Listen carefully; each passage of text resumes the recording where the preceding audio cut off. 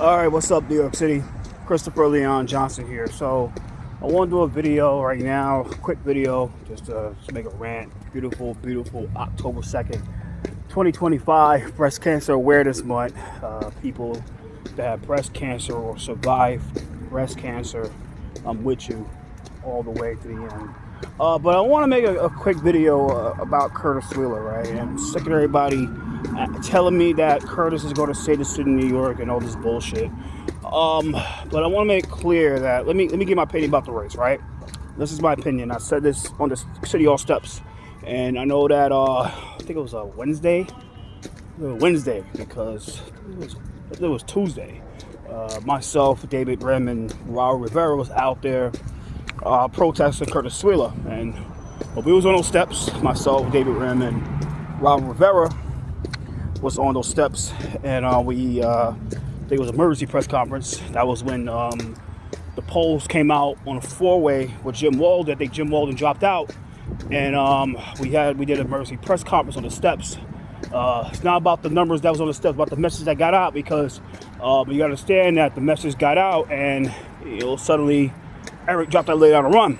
But we made it clear that the only way that this is going to be a real race to where that New York City doesn't get into communism or socialism or well the fuck is that it becomes a one-on-one race, and the one-on-one has to be between Andrew Cuomo and Mamdani. Curtis Sliwa does no favors for the city, because many people in the political spectrum, many insiders, they know all about Curtis Sliwa. And the truth of the matter of fact is that a lot of people don't want to hear this, but I'm going to tell you this because I worked on one of Curtis' campaigns in the past, including his wife campaign in the past, and I got paid for it. But his wife is a great person. I love his wife. I love Rousset. I love the other guys on his campaign. I love them all because they helped me out when I didn't have to help me out. But you got to understand that, yeah, you can help me out. But when it comes to when it comes to the mayor's race or certain races, I know that they get in this seat, they're going to destroy the district. I got to call spade a spade. And many people will tell you about Curtis is that Curtis is just a face that just doing whatever his wife and his sister is telling him to do. Now, let's make this clear that Curtis is 71 years old. So he's way older. He's double my age. He's older than my dad. No, I'm not going to knock that down. Curtis been through a lot. Curtis seen a lot. Curtis helped a lot. Curtis founded the Guardian Angels, which protected the communities like mine and many others, people that needed the help, and shout to everybody out there that try their best to do street patrols and vigilante work. I'm not saying like violent vigilantism, but it's like, you can't depend on the cops for everything. You can never depend on police. You could never take that away from Curtis Sliwa. Never take it away from Curtis Sliwa, right? Never ever take them away from the guy. But there are many instances of Curtis Sliwa lying about certain events that he's been through and got caught with his pants down with it. And you gotta remember, like when he ran in 2021, he faked a rob. He faked like a gun rob, or like some fucking gun situation. He completely faked it. But as many things about Curtis, and other people will tell you that the man, the political of Curtis Sliwa is no good, and he cannot be trusted to be the mayor of New York City. Whatever it comes out of his mouth, his wife is telling him to say this stuff, because his wife is Nancy Sliwa, right? Nancy Sliwa, right? The lawyer chick. I love her. It's my woman. I love her. She's a great person. Never go against her because she really cares about the city. I think she should have ran for mayor. If she ran for mayor, I would have supported her over everybody else. But Curtis is running. Okay, fine, whatever. But when it comes to Nancy knows about every issue in the city, and because she's the wife and she's a well-known political consultant and a strategist, she's telling Curtis everything that he needs to say and every way he needs to show up to order to be taken seriously as a political candidate, to be taken seriously as a politico, and to be taken seriously as a candidate for office, right? A candidate for office. And you gotta understand that the reason I think a lot of people try to tell me like, well, Craig, you should run for state assembly. A lot of people tell me I should run for a 55th district, but it's a lot of things I gotta do. I gotta really be in the district. I gotta be in certain parts of Brownsville. I gotta raise some money. I gotta raise at least $250,000 to go get some Latrice Walker. I gotta raise some money to go get. I not only gotta hire people to work on my campaign. I gotta hire volunteers. I gotta hire a lot of people. I want to hire people. I don't want people to work for free because I hate working for free. So I want to hire people. I want to pay people.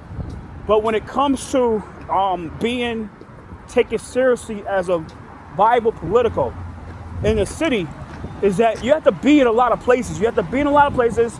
You got to know about a lot of issues. You got to know about the issues that the other people refuse to touch, because only you'll be able to get some support. And Nancy is well known for this stuff. She's like an expert and know about the issues. She's expert and know about the electric vehicle issues, the EV charge station issues. She's an expert when it comes to city bike. She's an expert when it comes to the transportation issues in the city. She's an expert when it comes to city yes. She's an expert when it comes to animal rights. She's an expert coming to public safety. She's an expert mostly every fucking issue in the city. That's why you see Curtis all over the place.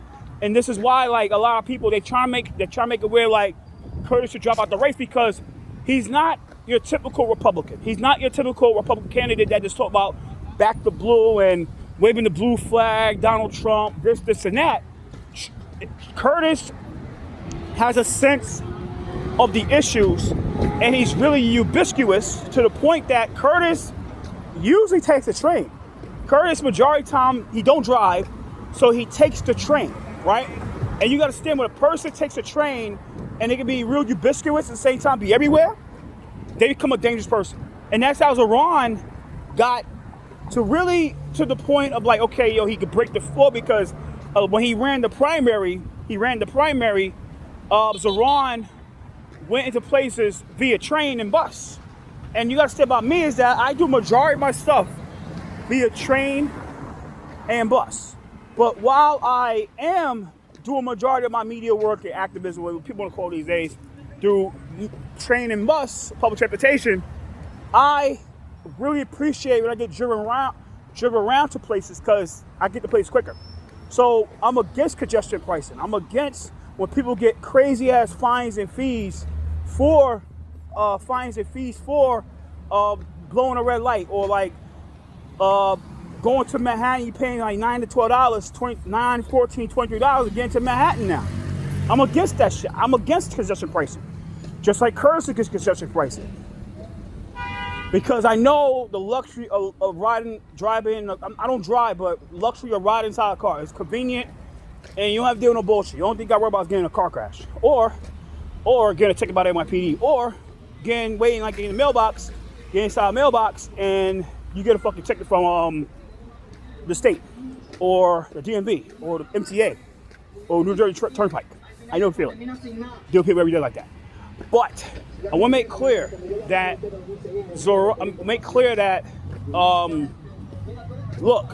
Curtis, I think he's a real good person, but the political, he's really flawed. He's really, really flawed. And I want to make clear that he has no chance to become mayor.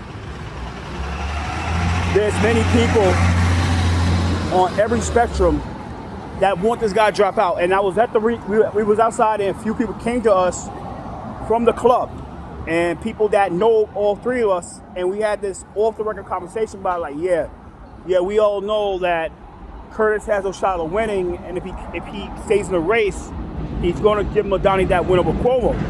And the truth of the matter of fact is that, I'll make clear, loud.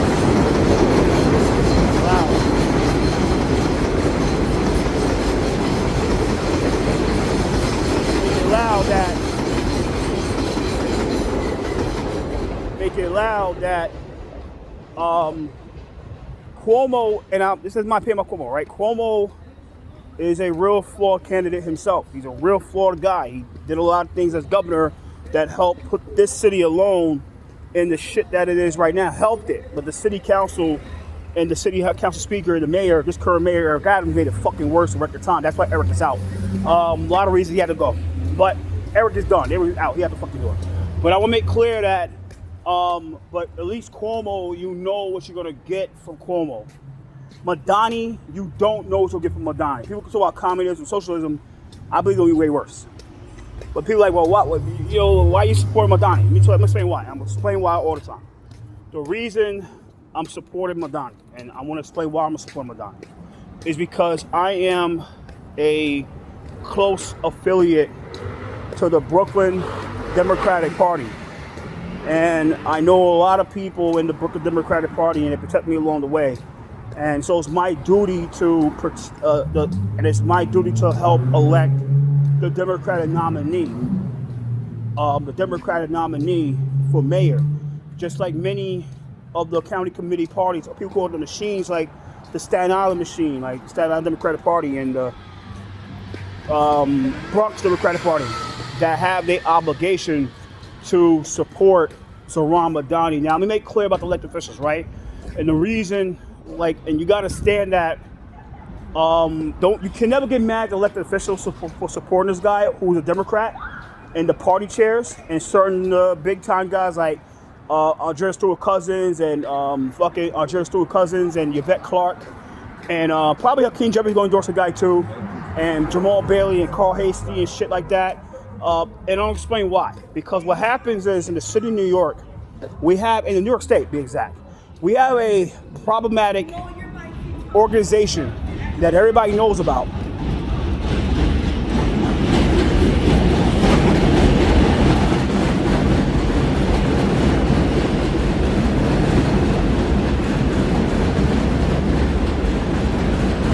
And it's called the New York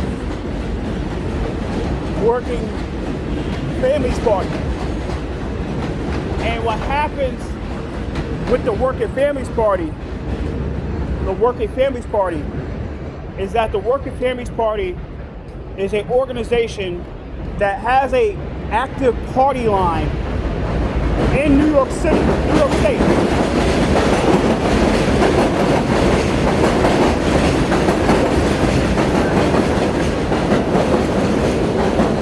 Line 14 on your New York State DMV card, when you register to get your driver's license, when you get your driver's license, get your new ID, on section 14, you are able to select your party. You can pick Democrat, Republican, Working Families, and Conservative. But going back to the Working Families Party, the Working Families Party is an organization that has owned and controls many of the nonprofits that holds a lot of votes. And these same nonprofits are responsible for destroying the state of New York and the city of New York with their policies when it comes to energy and clean air and everybody's favorite topic, crime, right? Like Vocal New York, like that made the state raise the age and all this shit like that. That's make a Working Family Party. A lot of elected officials are scared of the Working Families Party. They're scared, and they know Bailey, Rashad Hermlin, the speaker, all these guys and gals know that if they don't give Zohran the support and he loses, they're going to get a primary next year and they're going to get voted out. And if they didn't endorse the guy and he wins, they're going to get a primary and they'll get voted out. And you want to know who's the prime example of this? Is Jessica Ramos. I love Jessica Ramos, that's my girl, but she fucked up when she backed Cuomo. But like I say, you never know what's going to happen at the end of the year, but if Cuomo wins the general election, she's going to stay state senator. You never know. But Jessica is that prime example. Let's say she didn't do what she did, and she didn't back up the Democratic nominee. She would be in the same bubble of getting primaried and get voted out. So what happens is that, look, at the end of the day, all the elected officials that endorsed the guy, and if he wins, if he loses, that's not their fault. So let's keep that 100% here. They only did it because they do not want to get a primary and they do not want to get voted out. There's only a few of them that has a professional license, that has a bar card, that's a doctor, like a RN, like a professional license. So they don't need politics. They don't need a $141,000 a year salary.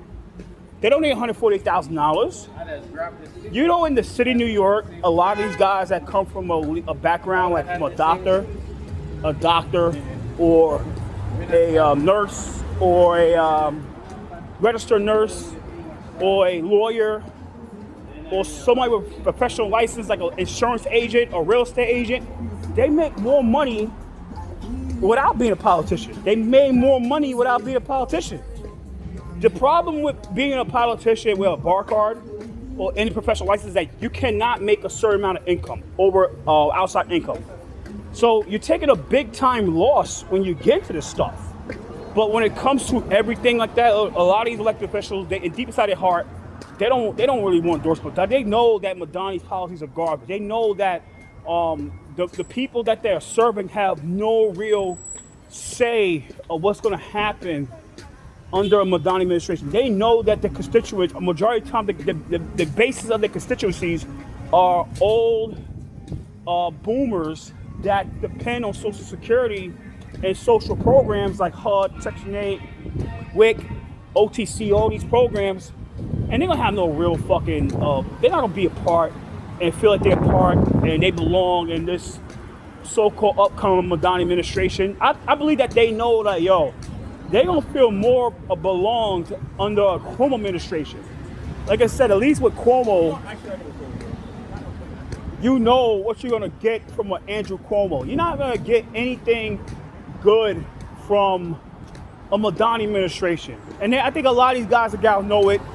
Bailey, Rashad Herman, Charles Paul, all these guys and gals know it. I think deep inside their heart they know, and deep in my heart, they want Cuomo to win. They hope Cuomo wins this.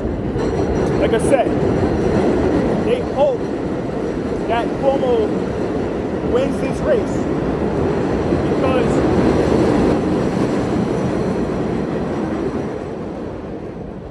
I think that Mamdani knows that, I think that the chief deep inside that Mamdani knows that, if he wins, he has to explain to the people why he cannot deliver the shit that he promised them to deliver.